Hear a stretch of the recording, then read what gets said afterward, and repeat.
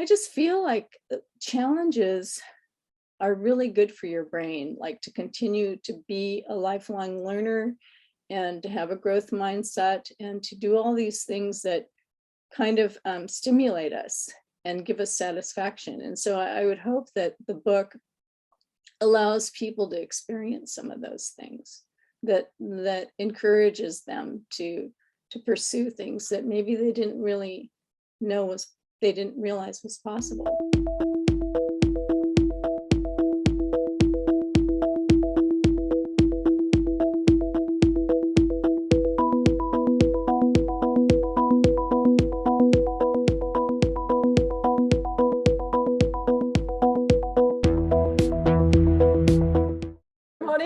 Good afternoon or good night, no matter where you are watching this.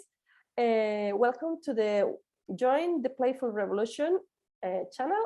And we have here today Terri Nakamura. She is a designer, a writer, and the author of, I need to read this, blogging on Instagram, engagement writing on the world's best social media, on one of the world's best social media platforms. Welcome, Terri. Thank you for coming. Thank you for having me. It is a mouthful, that subhead, but Yes. I couldn't find another way of saying it. I had to get it in there somewhere because I felt like it needed an explanation. Well, it's so self-explanatory. It takes a while to read, but it explains itself. It's Good. Fine. Probably. Didn't you have to spend more money to have it all written in the side of the book? Or is it too small? I don't know. The whole process was a little mystifying. Like I'm trying to stay within a certain page count and things like that, you know. I think we all did. I'll tell more to people about this. Terri is the author of this book, and she did it through the program of Eric Custer, book creators from the Creator Institute, and published. It's a kind of a hybrid publishing project with New Degree Press. I did the same. That's how we got to meet. And Terri, can you tell us a little more about your background, just briefly? Just very, very briefly. I started as a graphic designer and began a business when I was 24 years old.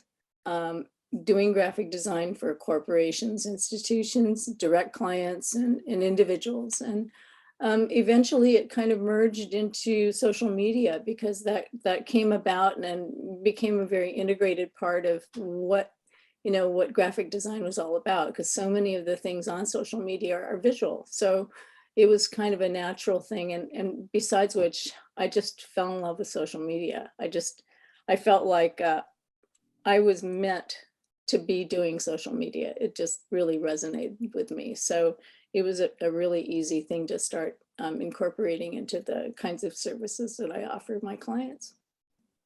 So it's a hipster. You are a millennial doing social media, because apparently there's only 20-year-olds who do this.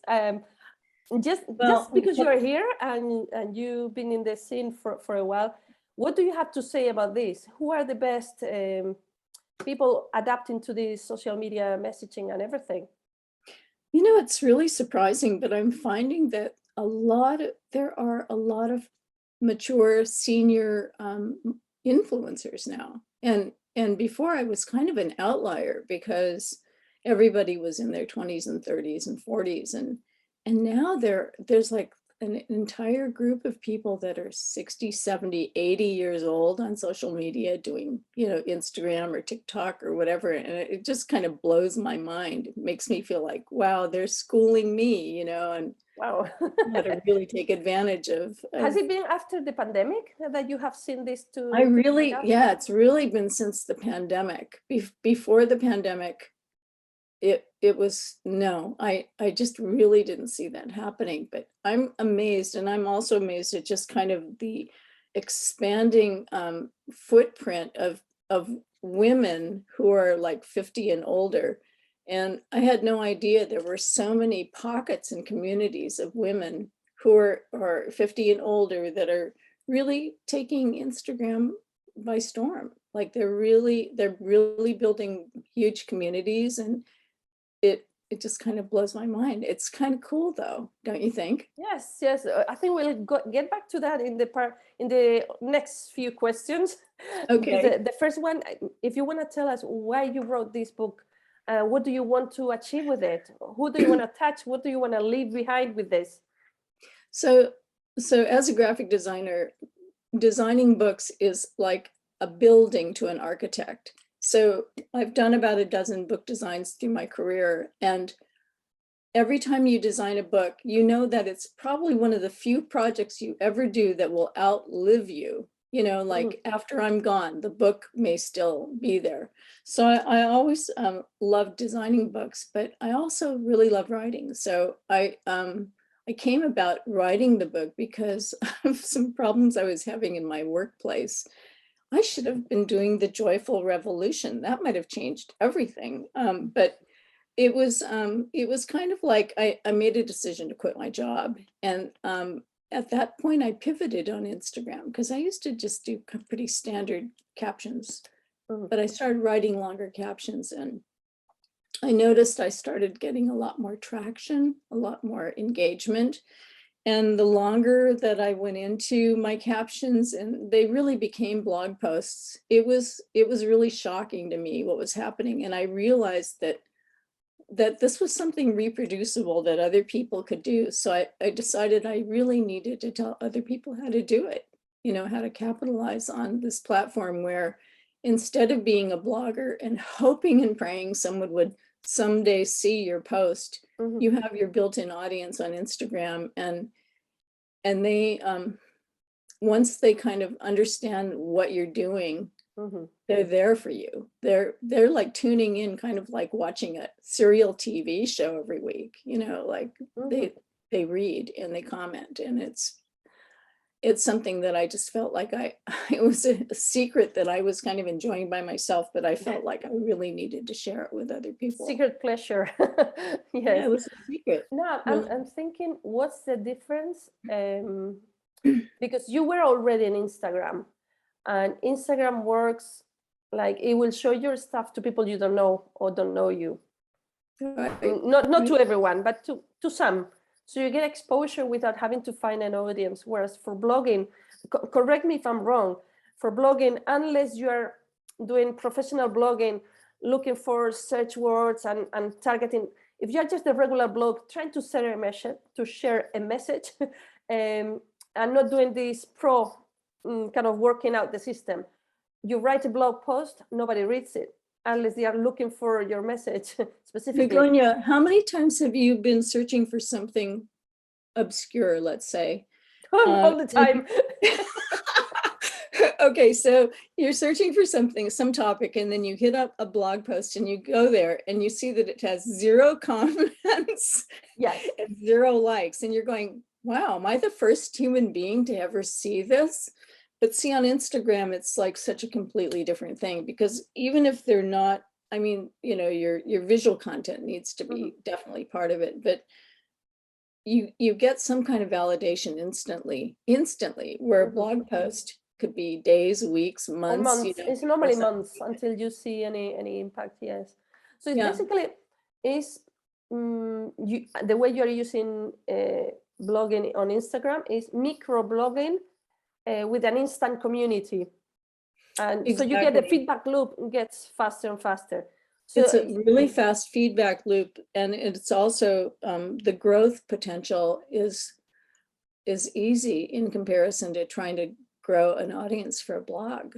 Yeah, so it could be, I mean, from what I read, other people, and this is digressing from the topic of the overall interview, but just for the interest of other people like me that wrote nonfiction, is you try to share a message and expand it. So probably this might be of use. As a practical thing, I'm not an expert. I just follow a few experts. They all say write a blog or have a YouTube channel because they are search engines. They are going to last for longer. Now, that's okay, but that takes time. They are normally longer posts, like 1,000 words, 2,000 words, 3,000 words, that take time to craft, or videos that take time to craft. You are kind of given a different proposition that can merge with the other. you have a big message out, maybe create also, apart from the book, maybe a workshop or a teaching lesson or something, a course. The fastest way to share it with the people you want to share with, is through social media. Probably Instagram is one place, because you get DM messages direct from people interested. So you get to connect immediately in a personal level with the audience and get a feedback loop and sense the ideas. Maybe from that sensor immediate loop of 10 posts that you do in 10 days, you get some feeling of what people are wanting or looking for more. And then you can do a nicer, longer, expansive post or video or whatever. I think Would that that be the kind of the framework? I think that's one framework. Another framework is to go ahead and pursue your blogging and write your 3,000 word blog post and you know, share it, but to also provide a link on your Instagram profile. And if you excerpt a blog post and it's interesting to people, you can say, click my link in order to read more. And I don't have statistics on how frequently people do that, but I can see on my own, you know, on my own analytics that, you know, a number of people do click the links in my, do you use like a multiple link on your Instagram where you can have? It comes and goes. I have this tree, something, I can't remember the website to have. Linktree. But I think I removed it because I put the link to the campaign of the book at the time. I don't know what state I am on that right now. You can turn things on and off. Yes, like, yes. Like my Indiegogo is still like buried way down at the bottom, but yes, I might just do share in my profile the Linktree of the interviews, the different interviews, so people can go straight and choose from there, because it makes it easy. Writing down a link that is not clickable, it doesn't work. And I think it's so interesting that after like more than 10 years that people still insist on putting links in their Instagram, you know, descriptions that aren't clickable. So anyway, good luck with that, you know. And the only one I put that I don't care is clickable or not is jointheplayfulrevolution.com, because it's easy to remember. Yes, actually, those are the best kind. Really, really, I think that in terms of memorability and just kind of, you know, encouraging people to click, to make it as simple as possible. These crazy names that you see people have, and very complex URLs where they use underscores and dashes and periods in different parts. How can you remember where those things belong? I don't remember ever. Yes. Yeah, it's really hard. So I think you've done some really great stuff for sure. Okay, so that on the practical side. Let's move on to my theme. We are in my land. Let's talk about my thing. No, I'm in your world. Creativity. Yes, because you're a creator. I mean, from your whole career is a creative career anyway. So you know the methods. You probably have your own process. But in general terms, for not influencers, because that has a different connotation to me, at least. Let's say for everyone out there wanting to share a message, either a message or a fiction, whatever, just contribute with something to the world. In the context of social media, what role does creativity play? Well, I think it's really essential, because if what you're doing doesn't have an element of creativity in it, there's a big possibility that other people are not going to find it interesting. So there has to be something creative, you know, going on. Like, you might have an idea about something that you want to write about, like on Instagram, for example, but unless you have a visual that is first going to stop somebody who looks at the visual and goes, that's a neat picture or whatever, and then that first line of your caption, you know, draws you into the rest of the post. So that takes a certain amount of creativity to be able to pair an image with what Eric would call a hook, right? Like something that kind of captures the attention of the casual browser that would actually cause them to read more, you know. So Did I answer Yeah. your question? I'm not really Not sure. completely. Let's go around in circles, concentric circles, Okay. because you're touching something. I think in social media in general, but you are Instagram focused, which is not excluding all the others, but it is true. You pointed to something here. It is visual, but Facebook, YouTube, even Twitter, every social media network or whatever you call them is now very visual. So you need to Oh yeah, first it's hook. essential. The first hook is the visual image. Then you can text, and that's how you started. You come from the visual world and just start expanding on the text because It's really people. true. Do you know, Begonia, like Twitter used to be text-based. Mhm. Text. It was all text. It was like tweets, right? Like that Yes. were words. And then, you know, emojis kind of came along, and that's still really only kind of a text element too. But it's really interesting how I would say maybe 5 or 6 years ago, Twitter really pivoted to including more visuals. And it was the posts that had the visual content to go with it that actually brought people into the post. So everybody is kind of pivoting to including visuals as well as words. And even recently, yesterday, I read that Twitter is now expanding, looking at including long articles on Twitter. So they're doing the same thing that Instagram and LinkedIn and Facebook are doing, which is to not limit it to 180 characters, but to just like write full-fledged articles like the Medium or something, you know. So it's interesting how things are evolving, you know, from 140 characters to Now, before people get like all drawn and all panicking, it's like, oh, I don't do visuals. Creativity for me is in the idea and the execution. absolutely. But when you talk about transforming a concept into a visual thing, represented visually as a hook, and then give your text, I want to remind people, because that's my specialty. I keep on doing this thing. That's all. Thank you. Anyway, my thing is this. For example, I'm not sure you can see the illustrations here. Okay. But essentially, Nice. just look at the person in the middle. That's just a circle and a U. That's the kind of drawing, and two dots. That's a person. That's the level of visual I'm using in my Instagram. And I'm teaching people to communicate. I think it conveys the idea right because away. that's the whole point. You can do that. Like, I learned the very basics very easily.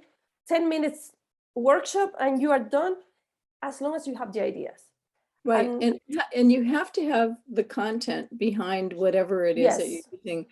But there's some writing that I do in the book about people who really don't have the capability of doing even what you did, which is, you know, I mean, really shorthand for conveying a concept quickly and very understandably. But there are a lot of resources for people who aren't visual, who can't. Can you name a couple just to give people a hint on that one?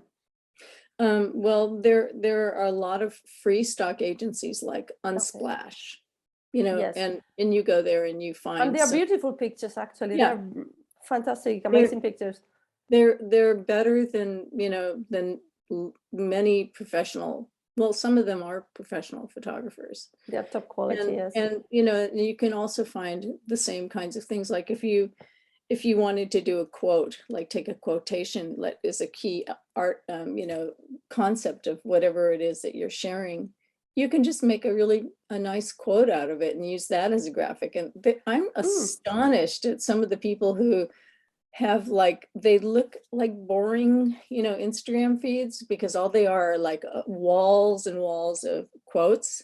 Those people have like millions of followers. So obviously it works, you know. Well, and actually, Adam Grant, he's got a very typewriter type of post with quotes. There are his quote or text, and that's thinking. That's deep thinking and eliciting conversation. And I think that's part of the success. It's not how beautiful it is. No, it really is has how meaningful it is. Exactly. You're right. But So, it's still, and that I'm stopping here because I say visual language, so visual literacy is lacking in society despite of being so visual. I mean, I have a concept, abstract or specific. How do I represent it visually? Because then once you know how to represent it visually, you go and pick the resource for free. Freedom, a bird. Then go find a picture of a bird or a drawing of the bird. You look for the search for the quality you want, but you have the thing visually, but you still right. need to make that match, and that's a tricky one, because I know that's having that connection.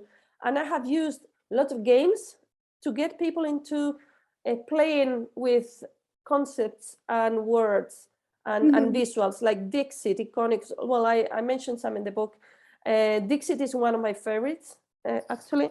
Well, I'm not going to show it here, but it's come with visual cards, and you need to say a concept, and everybody has to throw a card representing the concept to see if you confuse people. Never mind the rules.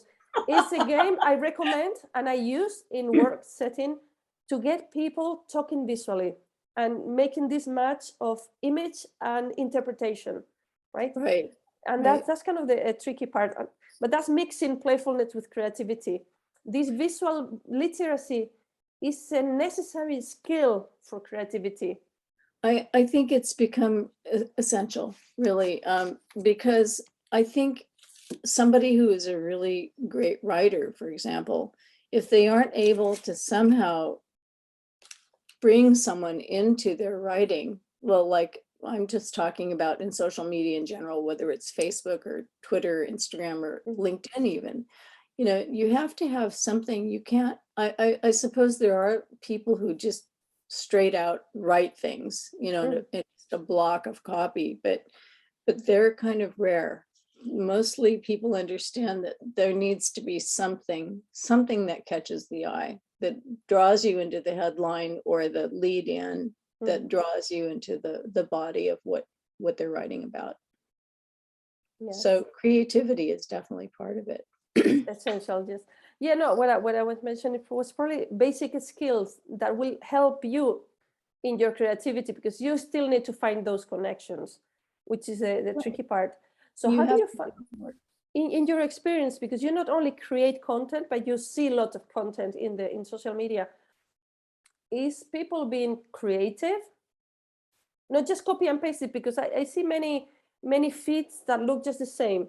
The quote type, you took another one, the messages might be of different topics, but still you see the whole feed and it looks the same. So are you seeing trends here, or originality? Yeah, not creativity, originality. I actually think it's kind of brilliant. Like I mentioned somebody named Dan Price in my book, and he has a company called Gravity Payments, and it's an outlandish idea, but he decided to pay everybody in his company $75,000 a year, which I think I know the sounds, guy. yeah, I mean, really amazing. And so his feed is really just exactly what you're talking about earlier, where there's just like a snippet of copy, and it's so provocative that like 4,000 people feel compelled to say something in response to it, so he doesn't really even get into more extended blog posts other than that. He just kind of throws like a verbal bomb out there, and then it just explodes, Just a question, is that his own stuff or is quotes from other people? that I've wondered about that, because I wondered if he has like a staff person who's digging up all these factoids that are incendiary. Okay. Right. Well, So, probably the attitude is his. yeah, it reflects his point of view. I Yeah. don't know where they're coming from, but he definitely gets the kind of traction that, a lot of people dream about, for sure. So then let's move on to playfulness. Okay. Because I know I mentioned I use games to teach or develop or unlock creative skills. But what about you? And maybe for your daily work or the people you work with, what's the role of playfulness in your work? Is it missing and you're sad? Begonia, my work is really satisfying, and I feel rewarded and honored that I'm able to make a living doing something that requires creativity. Like every problem that we're given, whether, you know, no matter what we're doing, whether it's a PowerPoint presentation or whatever, there are all these parts of it that you have to solve like a puzzle, you know, and I look at every problem as a puzzle, and how do we find the right pieces? Do we have to invent a piece that goes into it to solve it? And so I don't know that that's really playfulness, but it is so rewarding. It's like doing Wordle and getting it right in like 3 lines, you know? For the sake of definitions, when I talk in the book about play, I talk about playful play. That means non-competitive, but problem solving or puzzles belong to a category that might not elicit laughter, which is something I associate with play, but childish play, more Okay, well, different types. There are many different ways to play, and some of them are enjoyable and very fulfilling, and they are playful in the sense of that you're having fun, but it doesn't make you smile necessarily, but it's satisfying and freeing. I take frequent breaks during the day to play with my cats, because my cats, other than my youngest son, my cats make me laugh so much. And it's like sometimes I just really envy them. I think, you guys are so lucky. You're so happy. You have these people that just adore you, and they pick you up and move you around and give you treats, and what a great life. Like sometimes when I'm having a lot of problems, I wish I could trade places with them, you know, because they have like these really relaxed, happy lives. But the cats definitely are such an important thing for me. I don't know that I would really not be laughing so much if I didn't have these animals in my life, because they're very entertaining. Yes, You know? no, I would think they have a double meaning. It's like, as I said, play doesn't need to be loud, noisy, and No. very social, but by some people's definition, it could be at least one and another one. But in your case, it's you and your cats, maybe, or something. Yeah, it's But me and but my when you're cats, I'm solving afraid. problems, for you, it's a challenge. It's like a solitaire. So It it is is play. like a solitaire game, and I mean, in a way, but it also requires collaboration a lot of times, you know, when in talking it through with other people. I just feel like I don't know, there's something about my brain that really derives so much satisfaction from conquering it. Like I'm not Yes, I think really a you're video getting into game. flow. You probably get into flow. You know, the is something a little bit challenging, but within your reach. But you Right, still need to stretch your skills a little to achieve it. But it's within reach. You can do right. it, and it is. You have time to concentrate and focus on that, and is useful or fulfilling. You're probably getting into this state of flow, which play is one way to get into flow state.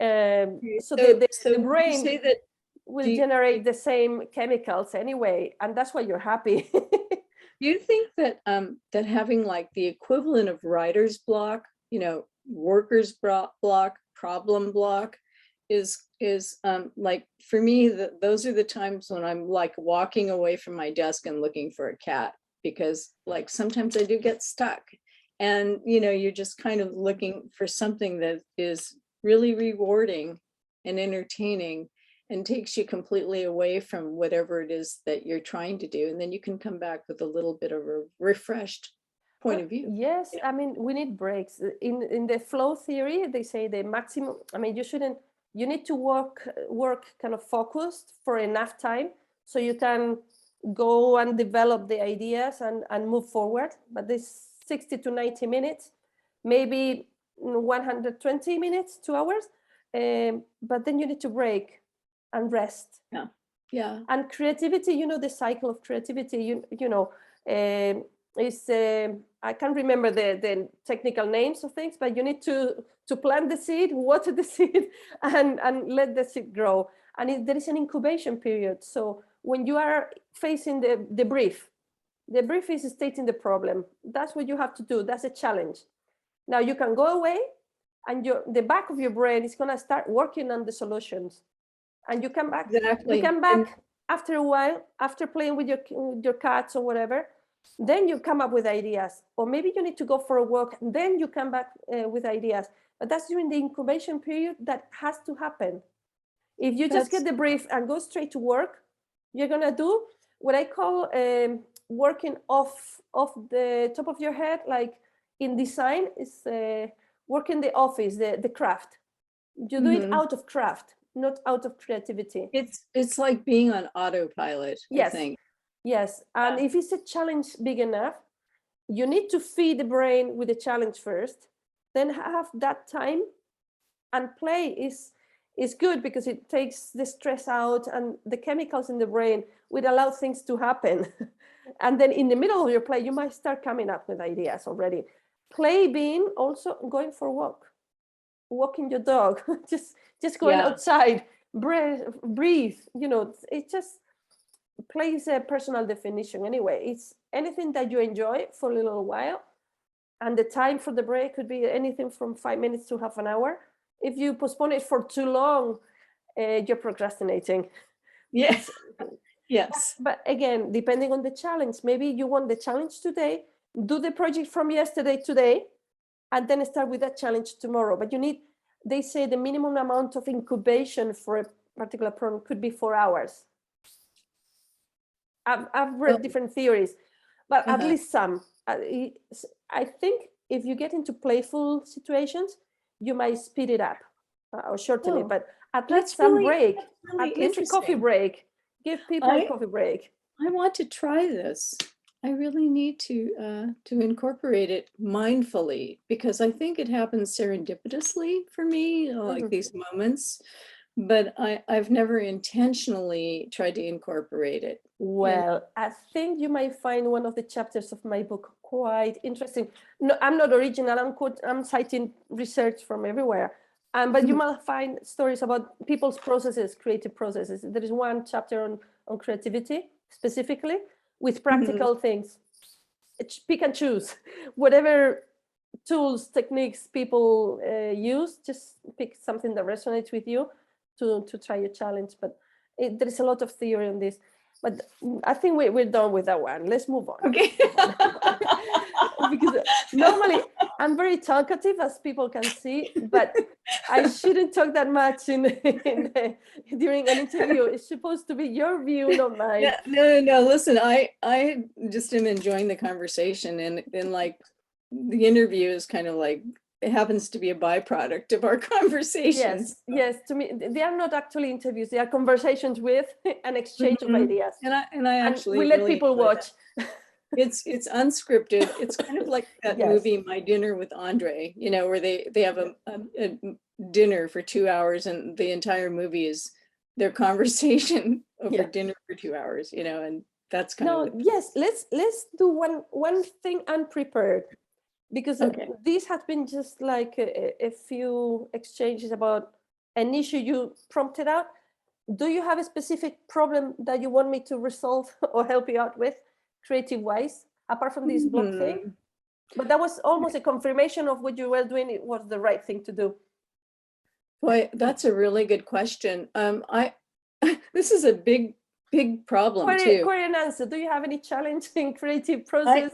I have a big looming question in my mind right now, and that is, you know, we talked a little bit about what's next, and I thought I had an idea about what I wanted to do next, which was actually, I didn't ask the question in the video.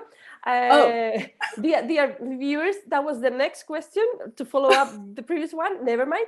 I'm sorry. Yeah, it's okay. It's fantastic. But it's just to put people in context. I gave you a list of the guideline of what we were talking about, and we were talking about all these things before the interview, before the recording.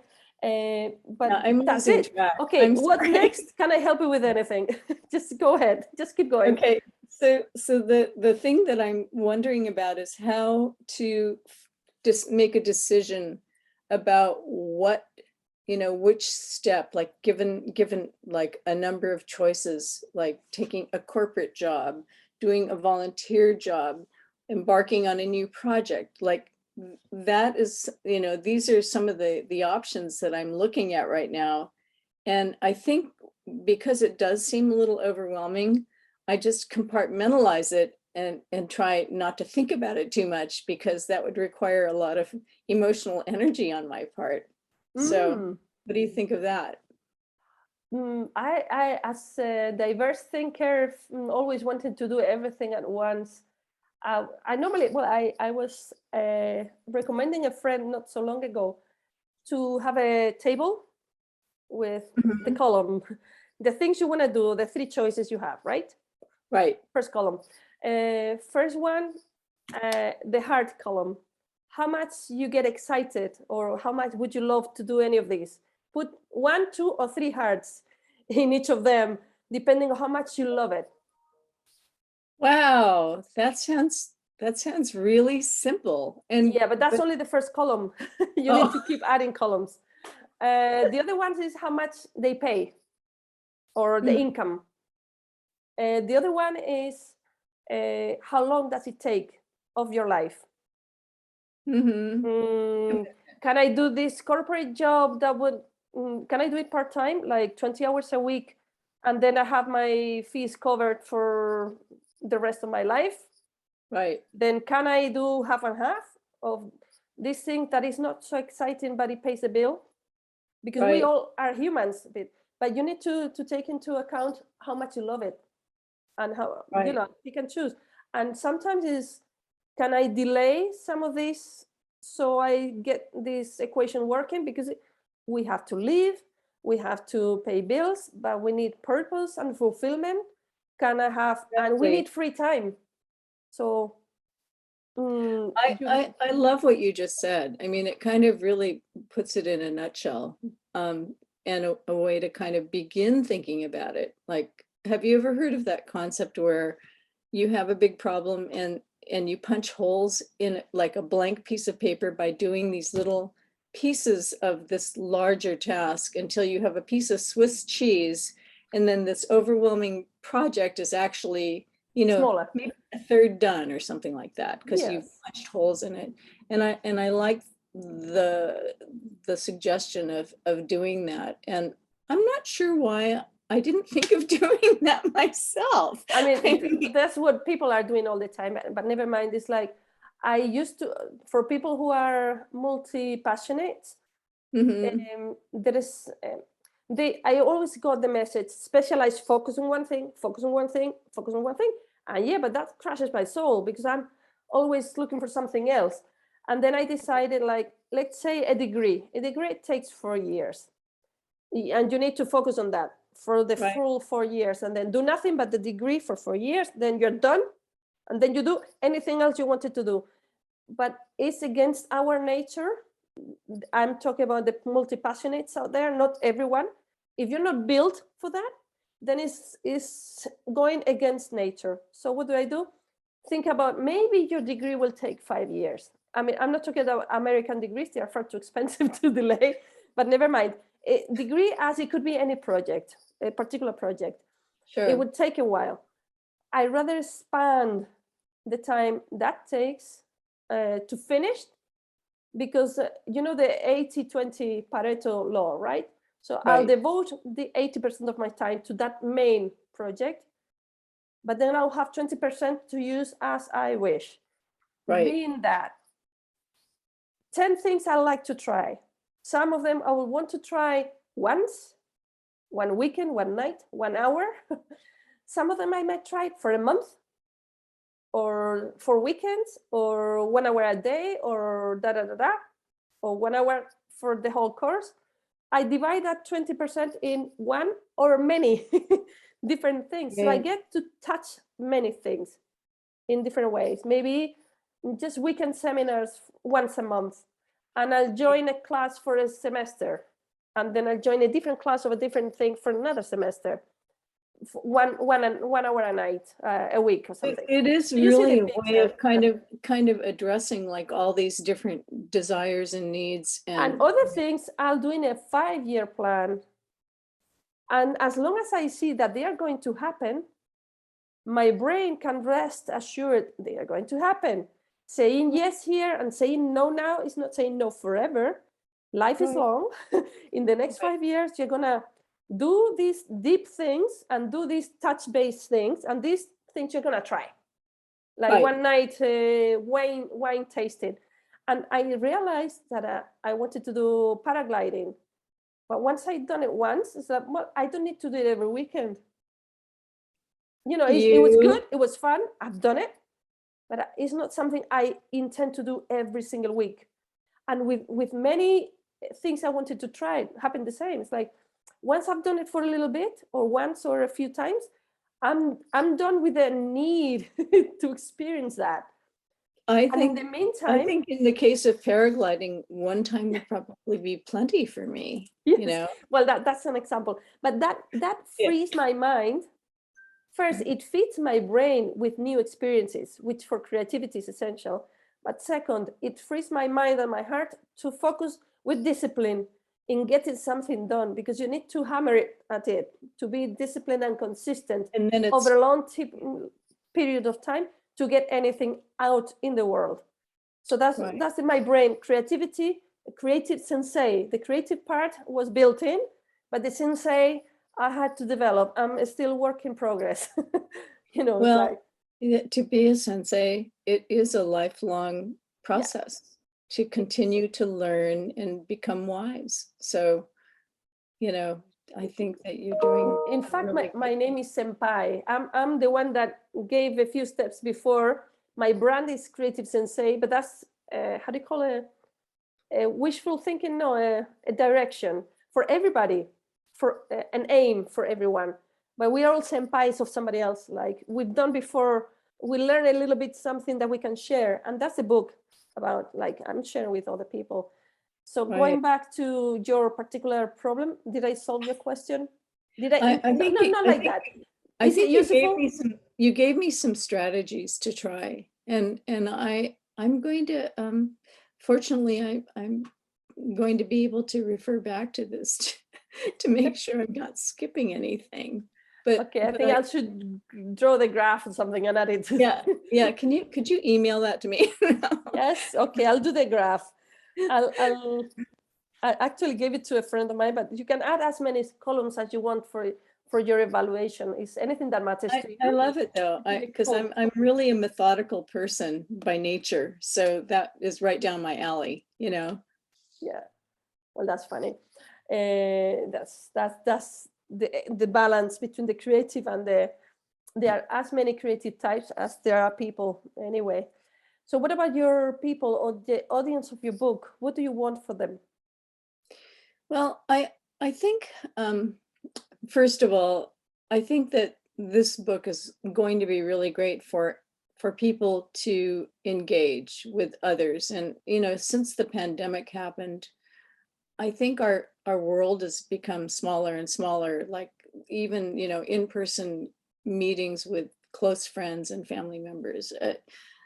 The virtual world that we're part of now kind of expands that circle in a way and gives us this feeling of place, and it maybe it's artificial, but it still kind of provides the same kind of sensations of community and belonging and friendship and all those kinds of things. So I feel like social media is going to continue being part of what I do, but other than that, I just feel like I hope that my book shows somebody, anybody, that it's possible to be at any point in your life and have a dream and pursue it. Like I always wanted to write a book, and I waited until I was in my 60s to do that. And that, you know, most of the people that I know are retired, and they just thought I was insane for like going back to school for a couple of years and then writing this book. And I just feel like challenges are really good for your brain, like to continue to be a lifelong learner and to have a growth mindset and to do all these things that kind of stimulate us and give us satisfaction. And so I would hope that the book allows people to experience some of those things, that encourages them to pursue things that maybe they didn't really know was they didn't realize was possible. So that would be that it. leads me to the final question, and I might get back to that one again, but what would be your big lesson that you would like to pass on to other generations? Because what you just said could be one of them. It sounds Yeah, like it. I think it definitely is. It's that it's really never too late to pursue something. You know, you might think, oh, I'm too old to do that, but I don't think that should ever be a barrier. I think it's more like, do you have the desire? If you have the desire, then that's really the primary thing that you need. And the satisfaction that you get from even trying, it's like shooting for the moon and getting halfway there. If you get halfway there, that's still a huge That's amazing. yeah. Yes. So that would be it. Okay, well, thank you very much for your words, your patience with your super excited companion. That's me. Sorry. Well, I think you're really charming and smart, and I've enjoyed talking with you. So thank you for the opportunity. I Well, really appreciate it. let's make the world more creative and more playful. Join forces here in Join the Playful Revolution with Terri Nakamura. Hi, thank you for hanging out. Okay, thank you so much. Bye. And So.